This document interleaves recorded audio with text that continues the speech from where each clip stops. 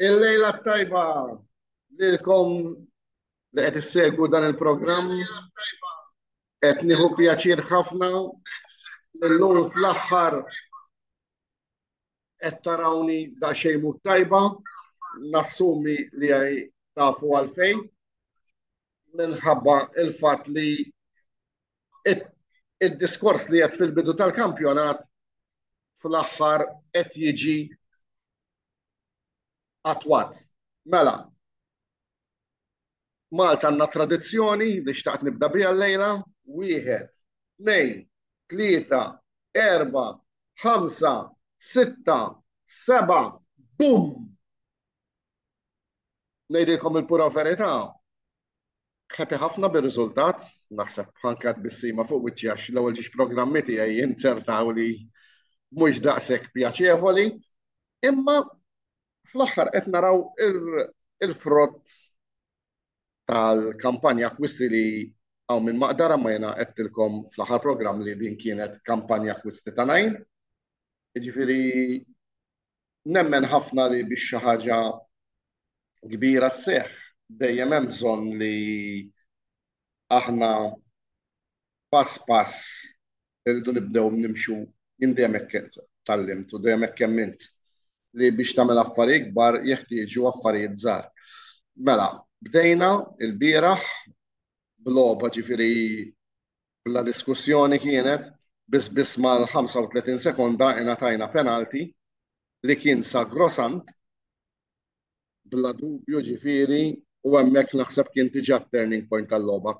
Għalkemm kontra Marikat ftit għax fadal pedin importanti mit-tim biex jirkupraw jieħdu naraw it-tim kollu f'daqqa għax għalija jiena meta tneħħil Smalling minn wara ir-Roma titlef ħafna. Smalling kien fundamentali f'dan l-aħħar staġuni, kien il-vera ġebla u blata tad-difiża ta' Roma u kellna nibdew minn ajru.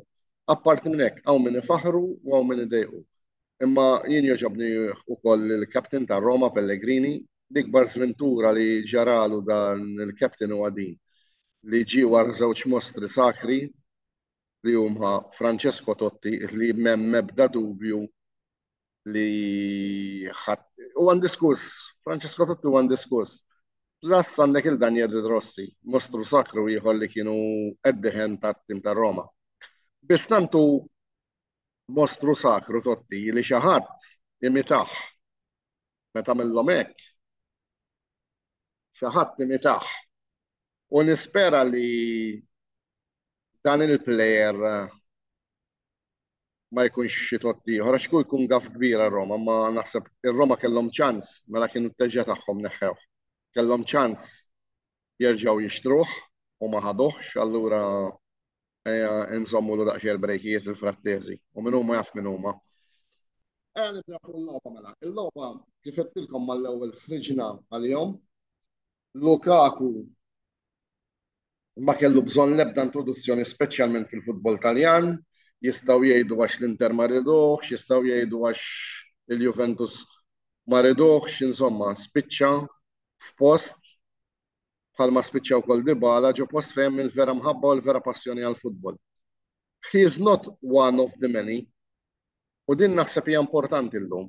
Imma he is the one, prattikellek tgħid li semmi li ġiex players tar-Roma li huma the one għalija għandek il-Dybala u għandek il-Lukaku. Fejn qatt bsarna aħna r-Romanisti nibda l-ewwel qed minni wara l-era Sensi li ħajkonna tim miċidjali hekk. Għall-ewwel l-Amerikani l-oħrajn kienu bdew tajjeb, imma mbagħad kif ir-riżulta f'għax meta jkollok inti forward line ikollok nisbħal Dzeko, nisbħal Salah. Mhux ta' min maqdru ma rajni għax kienet il-vera intenzjoni tagħhom, il-vera intenzjoni tagħhom kienet li jagħmlu l-flus kif għamlu. Biss, ġew dar Fredkin, nistablit ftit paroli, naħseb iktar parlajt jien fuq Roma milli parlaw huma f'dawn il-presidenza tagħhom. U bil-mod il-mod qed jarmawti li daw ġabu mal-ewwel staġun lil Jose Mourinho bħala coach li m'għandu bżonn l-ebda introduzzjoni. Irnexxielhom jerbu tazza. Fit-tieni staġun tagħhom serqulhom tazza. Jiġifieri jekk dawn għandhom bħal meta inti diġà spjegajta, jien nemmen ħafna fil-pjan. Jekk inti mhux sa tippjana sew, ir-riżultati qatt ma jiġu u daw għax serqulhom it-tazza x'kieku daw fit-tieni staġun kienu jieħdu tazza oħra importanti Ewropea li għal it-tieni l-iktar tazza ta' valur fl-Ewropa. Imma l-affarijiet ġraw biss daw ma qatawx qalbhom. Fid-dinja jien għandi motto, mhux kemm il-darba taqa' imma kemm il-darba tqum. Daw qamu u l-mod kif qamu huma kien mod li hemm ħafna xi talmu fiha l-Italja, d-diriġenti speċjalment.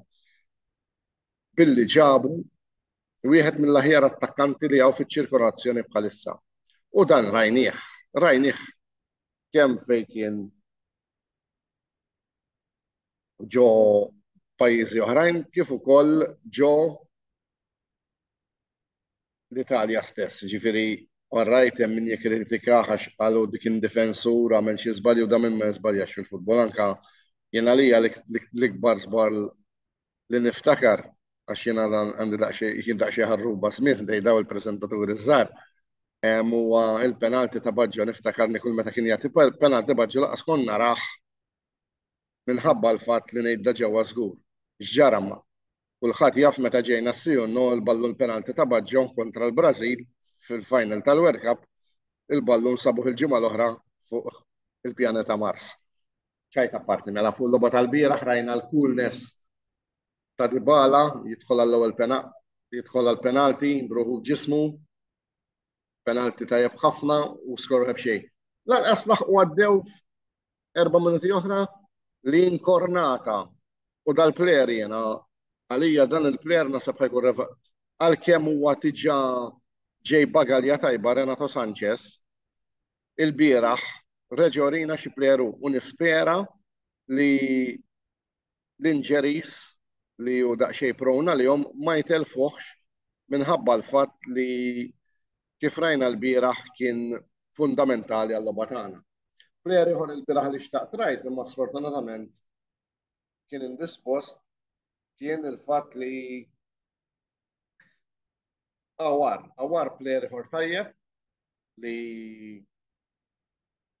ngħidlek ħajħalli impatt pożittiv fir-Roma u plejer ieħor li kien għadu qatt ma lab għalija kien tajjeb ħafna fil-fatt huwa narah difensur li jonqos ftit iktar esperjenza ma ħajkun wieħed milli qed nisimgħu huwa l-famuż Indiċka. Indiċka l-bieraħ daħal kien logħba tajba meta żbalja sa Mourinho stess għamillu s-sinjal biex ikompli l-gun u għalija kelli nagħti vot fuq il-logħba ta' Indiċka tal-bieraħ l-ewwel logħba mill-ewwel minuta u bħala eżordju għas-Serja kien ta' 6.5. Issa qed jgħiduli sibna b'ċieċen. Naħseb iktar konna bċiċen aħna fl-ewwel 3 logħbiet milli kienu il-bieraħ l-Empoli għalina. Il-bieraħ l-Empoli ġiethom waħda kera fuqhom onestament preferejt li kull bieraħ irbaħna l-tlieta jew 2 b'xejn u l-gows l-oħra qassamnihom fil-logħbiet l-oħra kien ikollna ferm iktar punti milli għandna sempliċiment li għandek issa 4 punti fadlinna x'naqfu. Apparti minn hekk qed naraw kolli xi ħadd qalli Frattesi il-King hija ma wara Totti u għal xi qed tagħmlu l-nar. L-uniku ħaġa s'issa limit tal-Totti Frattesi hija f'di. Taf kemm fadallu xieħol bajtu ġobon sur direttur. Mela, il-logħba ġiet għan-niżla tar-Roma indubjament meta inti qed tilab first of all jiena li jekk ground mhux għax insapporter Roma u nixtieq min iħobbu dilettant tal-futbol xi darba jagħmel l-esperjenza live ġewwa l-ground ta' Ruma. Jien waħed minn dawk li l-hobbies tiegħi insertajtlek jibni l-kbir, iħobbhom il-mara tiegħu wkoll iħobb il-futbol, allura rajt ħafna esperjenzi ġew grounds differenti u diversi tazzi differenti. Għalija jien l-atmosfera li joħolqu Liverpool ġewwa l-Ingilterra u l-atmosfera li joħolqu Ruma ġewwa l-Italja hija daqsxejn li qabdek il-bar. U by the way, naħseb kulħadd qed jinsa li għat sissa minn mindu ġew il-Fredkin dejjem qed ikollna ground ippakjat, dejjem sold out. Xi ħaġa jfisser dak naħseb, mhux hekk? Issa, u s-sur Mark Campbell lejla m'għandux jagħmel mid-dera. Ħalli rispondik toqgħodx tinkwiet, ħan rispondik. Mulġi għal namur rakom titirfu lik fil-pixxina ta' Perugia kif ġranna aħna. Aħjar tgħidli kif ġibtu t-tazzi kollha ma noqogħdu kwiet jara. Dan li jista' jkun naħseb Antonello qed jikkomplementana llum mhu għax il-atleta l-għali erba' u laqas il-ħamis da mhux se jkollu ċans jerġa' jeder, allura qed jiġbdilna ftit l-attenzjoni hawn mhux hekk. Mela, aħna niġranna u aħna niċċajtaw aħna kollha hawnhekk kollegi, kollha ħbieb. No hard feelings, il-programm u l-għaw daqxej rivelita sportiva ma nieqfu sem. Apparti minn hekk ħadd ma jista' jinnega li l-Juventus huwa tim kbir, l-Inter huwa tim kbir, il-Milan huwa tim kbir, jiena nħoss meta nikkompara t-tinti ma ta' daw għandhom l-istejjer, hemm min kellu l-għaddejja benda ta' favorih, min kellu referi favorih u min kellu affarijiet oħra favorih. Aħna sa Rolex wasanna, imma m'hemmx tagħmel. Ġifieri ċajta parti li hawnhekk aħna qegħdin grupp ħelu ta' nies li kollha nħobbu nagħtu l-verżjoni tagħna fuq il-lob, imma l-bqija. Issa raħ, issa misti l-punti deboli Mark illejla raħ. Għalli forza ħibħabi. Dik dejjem u qabel kollox, u naħseb mhux inti biss tgħidili wkoll Mark, jgħidili anka seħebna d-direttor għax aħna tfal tara ġdik. Bħala weekend kien weekend eċċezzjonali għalija il-ħibs tajna 4, il-Roma tajna 7, tilfu l-Lazio, waħda żgħira tfawila mhux taħsbu. Apparti minn hekk il-Ferrari wkoll ġejna l-ewwel, xi trid iktar mill-ħajja. Mela issa biex ma nħallikomx bħalma kien jitlaq Lippi, ħanaddi il-mikrofonu għal kollega tiegħi supporter tal-Arsenal u warajja ġejja waqfa riklami u importanti. Għalkemm aħna hawnhekk u nixtieq nagħmel appell żgħir. Aħna hawnhekk erba' dilettanti li biex titella xi ħaġa bħal din tirrikjedi ħafna ħin u flus. Aħna qed nagħmluha minn jedna għax kollha nieħdu pjaċirlhom isna għalkemm għadni ġdid tiġi qed inħossni parti minn din il-familja. Napprezza ħafna li r-riklami li ġejjin qed tkunu tistgħu tixtru minn għandhom jew tużaw is-servizzi tagħhom napprezza. Għax aħna bil-ftit ta' daw mhux qed ngħidilkom ngħixu ma ikkoprilna parti mill-ispejjeż, ġifieri napprezza ħafna, grazzi ħafna u jekk Alla jrid narakom nhar il-ħamis. Ara xi ħadd mhux se jitkellem dil-ġimgħa darba biss ġieħ ċans. Notte.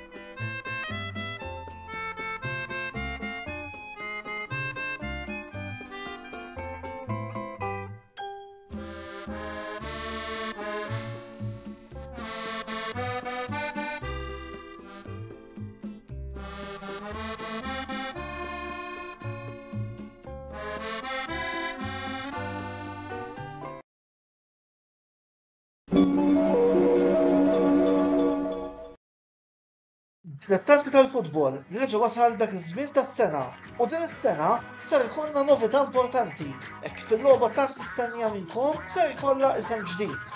FC24, il-logħba tal-futbol li Game Breaker ser ikollu disponibbli fi ftit ta' żmien ieħor fuq id-diversi pjattaformi tan-Nintendo għal €65 u tal-PlayStation għal €75. Għalhekk nissuġġerulkom tgħaddu fl-istabilliment ta' Game Breaker ġewwa bil-Kirkara u tirriservaw il-kopja tagħkom FC24 biex ma toħorġux diżappuntati għax l-isem veru nbidel imma l-kwalità u l-eċċitament li se toffri din il-logħba ser jibqa' l-istess ta' dejjem. Game Breaker, l-aqwa logħob tal-PlayStation, Xbox u Switch.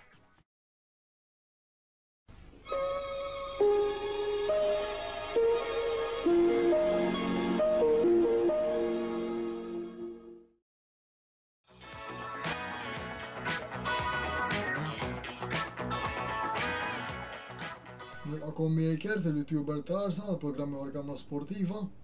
Fejn magħkom ħankun qed nitkellem dwar il-logħba tal-bieraħ bej Everton u Arsenal.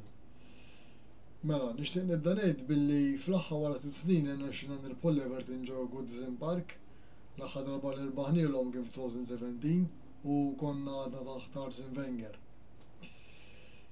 Niġu għall-logħba, il-logħba iż-żewġ taqsimiet offrew aspetti differenti. L-ewwel taqsima kienet kemm xejn kwieta minn naħa tagħna. Rġajna rajna l-istess tip ta' futbol li qed inkunu kif slow ġieli biex fuq l-attakk u ma nkunux daqshekk diretti.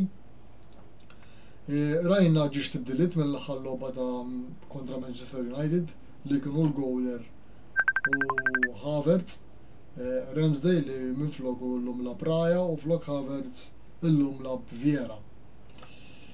Mela, kont qed ngħid li l-taqsima kienet ikkontrollata tajjeb in-naħa tagħna, però ma ħloqniex attakki perikolużi li stajna nagħtu daqshekk trabbil lill-Everton. Sintendi, Everton kellhom ħaf kwieta wkoll, ma kinux perikolużi fl-ebda ħin. Id-difiża tagħna kienet kompatta ħafna, rajna l-Gabriel u Saliba bdew jilagħbu ferm avvanzati.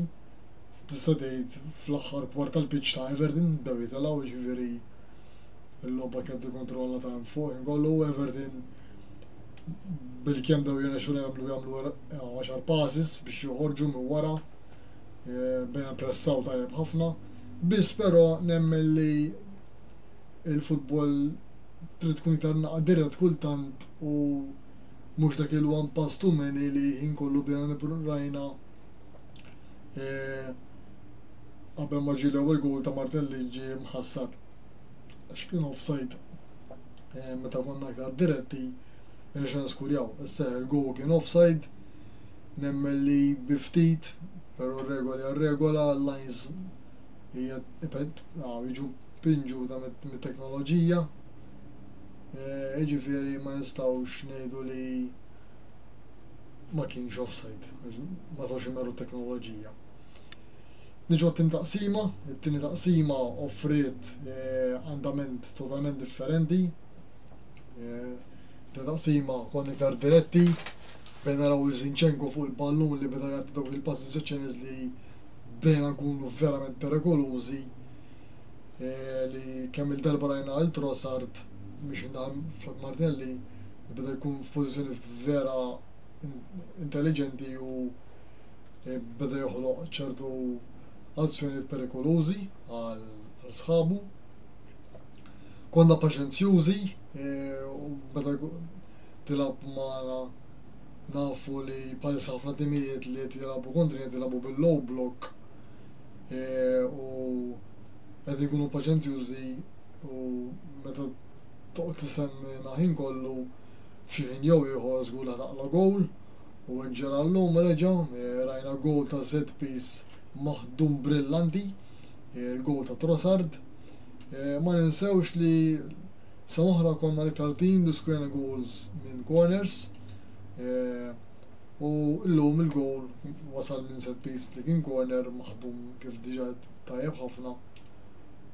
Tefana fil-vantaġġ u l-logħba bħal tal-lum konna nafu musta jkun ħafna goals li min jiskwira minna l-ewwel żgur li kien jibqa' bih u nixan skwiraw aħna u hekk ġara u bqajna bil-goal vantaġġ.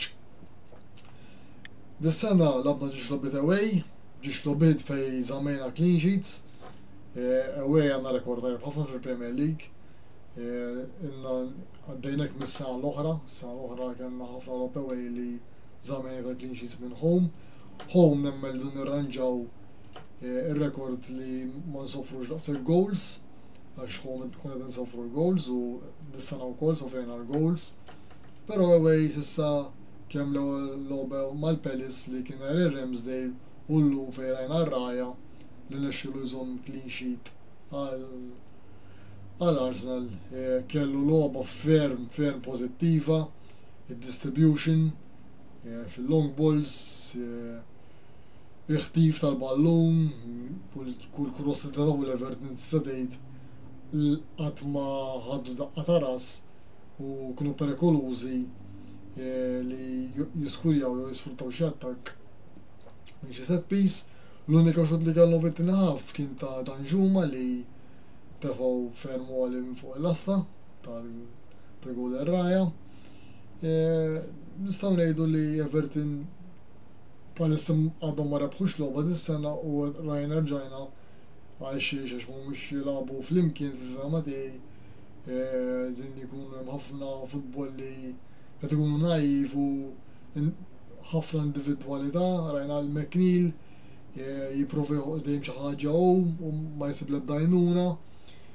Rajna l-Betaw żomm il-ballun l-istess jipprovi jgħaddi u ma kellhom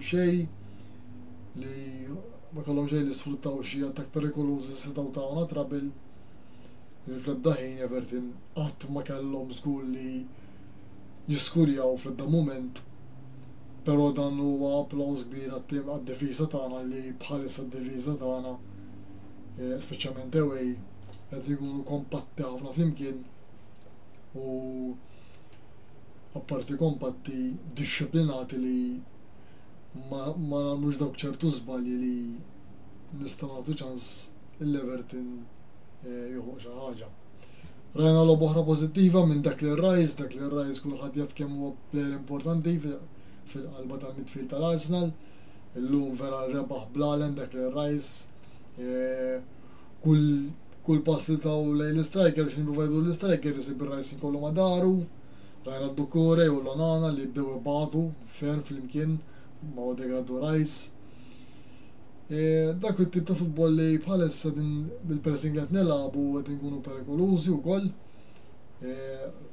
Rajna ma' United u rajna issa llum ma' Everton. Mela, kont qed ngħid il-logħba irbaħnija kedhom importanti ħafna li nirbħuha speċjalment wara n-nazzjonal.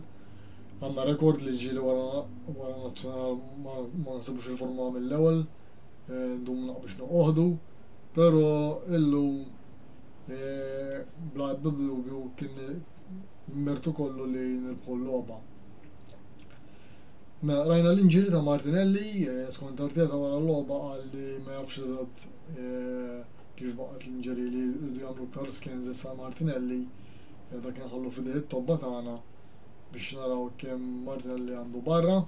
Jalla m'għandux ħafna, jalla nall-erba' nerġgħu narawh fil-pitch għal logħba importantissima li ġejja fiċ-Champions League jew logħba tal-grupp mal-PSV home. Ħadd tkun logħba ferm żgur interessanti. Kif qedna naraw ir-ritorn tagħna fl-Ewropa, fiċ-Champions League, fl-aqwa kompetizzjoni Ewropea. Jalla inkomplu b'dan bir-rekord li nkomplu nirbħu.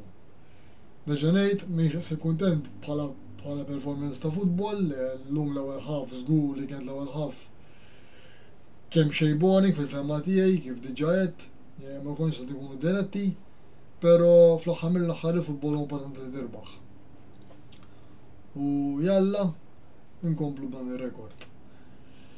Dak kien kollox minn naħa tiegħi, għaddu għar-riklami, hekk kif niġu dara mir-riklami ħanaraw il-ġanfenek li ħajati l-analiżi tiegħu fuq il-logħba ta' United kontra Brighton.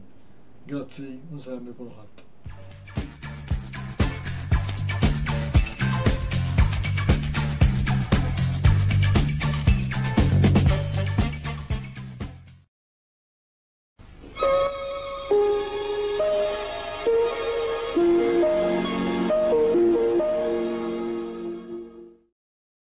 Wasal eluq żmien ommok, missierek, jew xi ħadd minn tal-familja, għandek xi okkażjoni jew xi attività mal-ħbieb u trid issib restorant tajjeb b'ikel ġenwin u prezzijiet qalbut ta' kulħadd?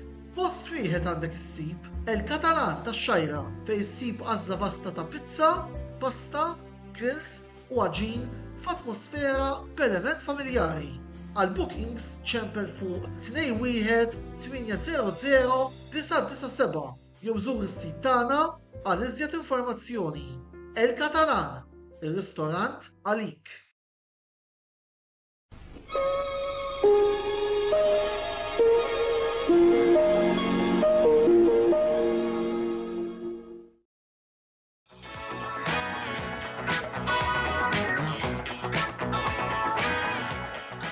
Il-United u l-United 9 punti ieħor.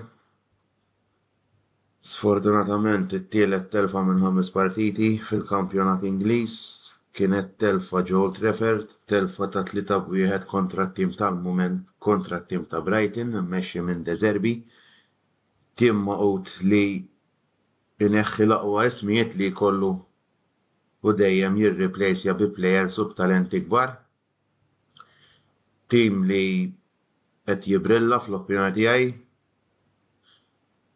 Rispett kollu ngħid li l-Brighton huwa tim kapaċissimu u li jista' jirbaħ f'kull ground u lil kulħadd.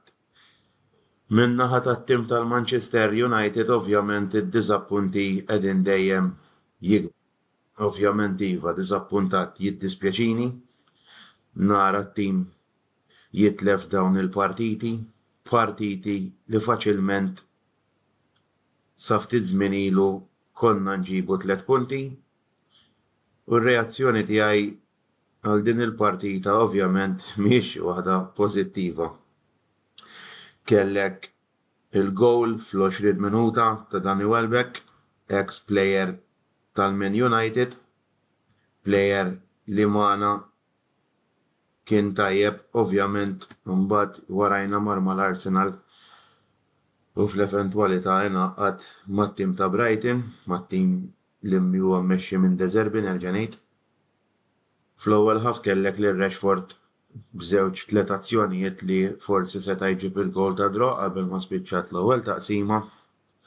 Xi ftit jowwis ukoll kultant jagħmel dik in-naqra ta' rasu għax ċertu mumenti jkun jista' jqassam il-ballun lejn l-attakkant li f'din logħba f'din partita kien Hojland. U ovvjament jiffinixxa l-ballun u Rashford.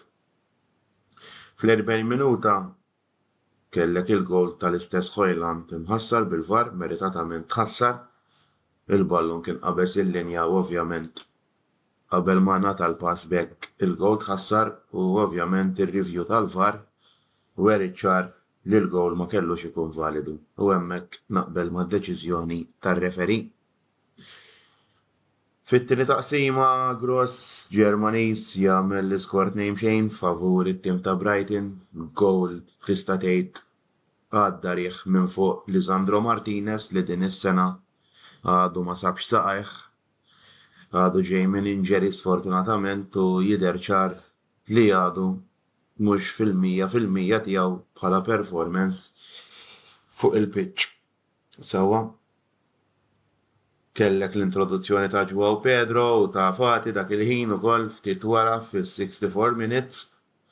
Il-United tista' tgħid tul dawn il-mumenti kienu l-ħin kollu kalmi fuq il-ballun bi ftit li xejn azzjonijiet u bi ftit li xejn viċin il-keeper ta' Brighton, jiġifieri tista' tgħid dak il-ħin il-dominanza assoluta fil-partita kienet mit-tim ta' Brighton. Il-goaler tal-Brighton kien Steele, goaler Ingliż li rreplacja lil Sanchez fil-verità li jingħaqad ma' Chelsea din is-sena. U mbagħad jasal it-tielet gowl tal-Brighton, gowl mill-attakkant Joao Pedro, attakkant li akkwistaw dan is-sajf mingħand it-tim tal-Watford li jilgħab fiċ-Championship. U ovvjament hemmhekk kienet id-daqqa ta' stallet għalina s-supporters ovvjament jiddispjaċik tara t-tim tiegħek fit-xahar li għadu jibda l-kampjonat li ta' b'xejn minn taħt ġo Old Trafford. Ovvjament dak il-ħin jiddispjaċik tkun tixtieq li l-partita tintemm dak il-ħin.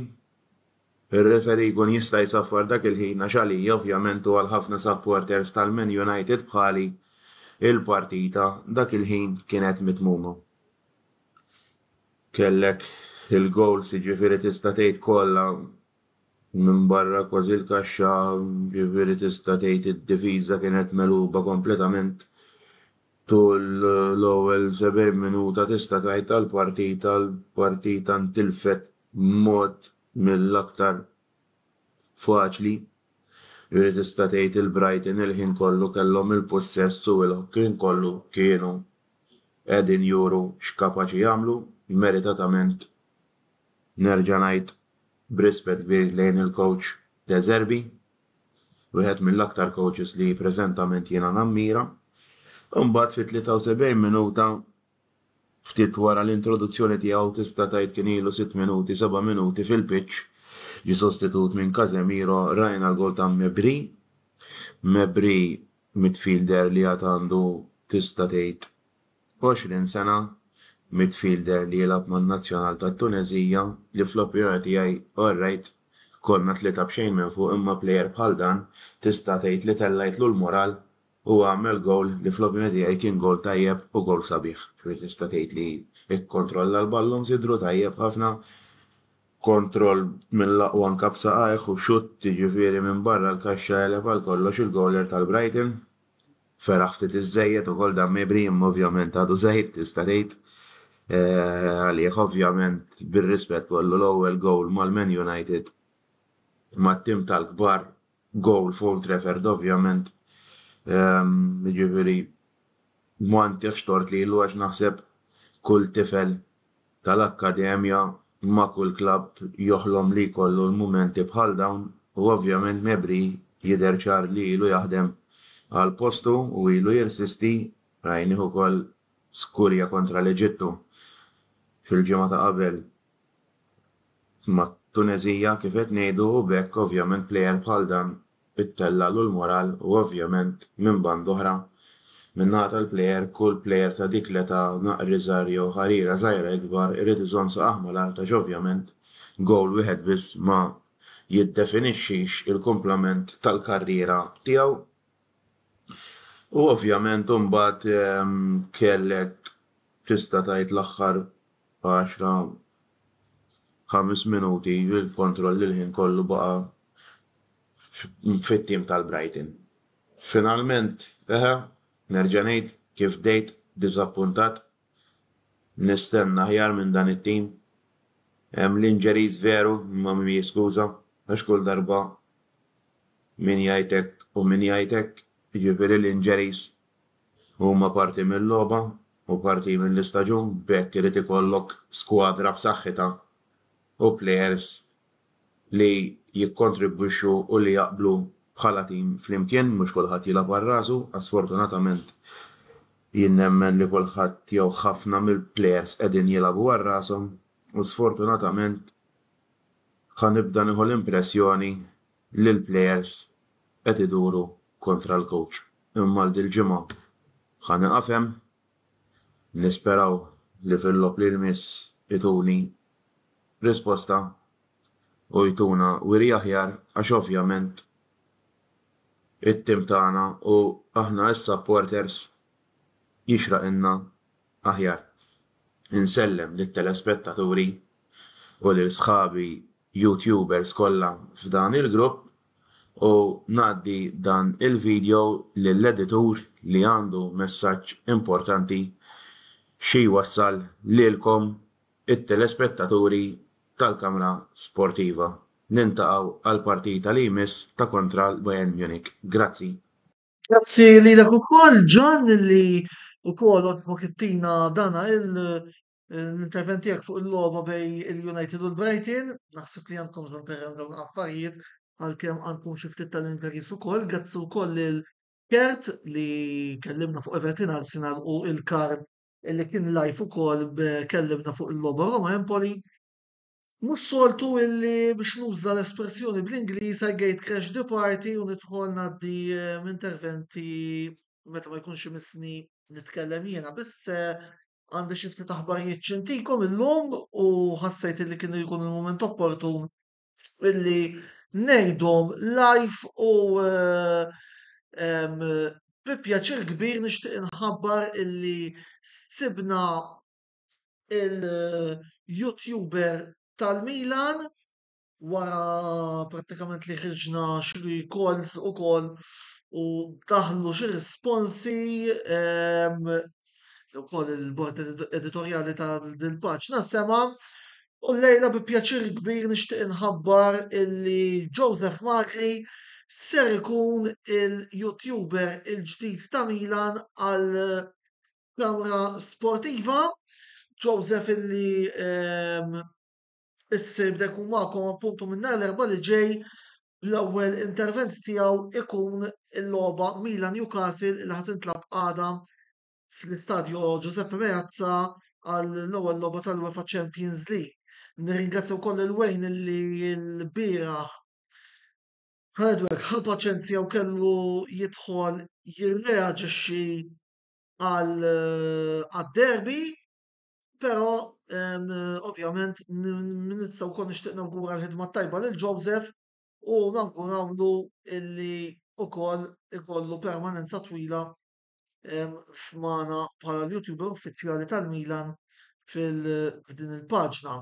Barra minn hekk ukoll għandi aħbar tajba oħra l-dilettanti tal-futbol Spanjol il għaliex jidher illi ser ikollna wkoll korrispondent li ħajibda jiktbilna fuq il-La Liga, Jean-Claude Attard li ħajibda minn dawn il-ġranet li ġejjin, Jean-Claude li ħajkun nisperaw illi ukoll looking forward li nibdew nisimgħu naqra l-kontribuzzjonijiet tiegħu miktubin, però fuq il-futbol Spanjol li naf illi huwa wkoll segwit minn ħafna nies. Mill-bqija grazzi lilkom illi segwejtu l-programm tal-lejla, grazzi wkoll tmur l-sponsors tagħna li huma il-Katalan Green Breakers, Spaces u The Barber Room. Nfakkarkom ukoll illi dan il-programm minn hawn ftit ieħor se jkun ukoll fuq il-YouTube channel tagħna għal daqstant tinsewx tafsu subscribe u ukoll jekk tkun tiftux il-programm live tkun tistgħu tarawh liberament meta tridu fuq YouTube. Issa naf li fl-outro il-programm li jmiss jkun Milan Newcastle reazzjoni. Sissa il-pjan huwa illi ir-reazzjoni ta' Joseph toħroġ fis-7:30 l-erba' biss ma ħajkun hemm bżonn nibdlu xi ftit l-iskeda u fil-fatt Kertu Ġwan se jkunu qegħdin joħorġu l-ħamis bir-reazzjoni tagħhom tal-logħbiet Ewropej, jista' jkun illi il-reaction ta' Milan Newcastle tidħol miegħi l-erba' bil-lejl qabel wara l-logħba Real Sociedad Inter, ma fuq hekk inżommukom informati u aġġornati iżjed il-qudiem. Mela, jiena dak li kelli xi ngħid trittu għal-lejla sakemm nerġgħu niltaqgħu nhar l-erba' ma din id-darba jien se nkun qed nitkellem fuq Real Sociedad Inter. Ma tfadal li xejn ngħidilkom grazzi tal-li kontu magħna l-lejla. Il-lejl tajjeb u ħudu ħsieb.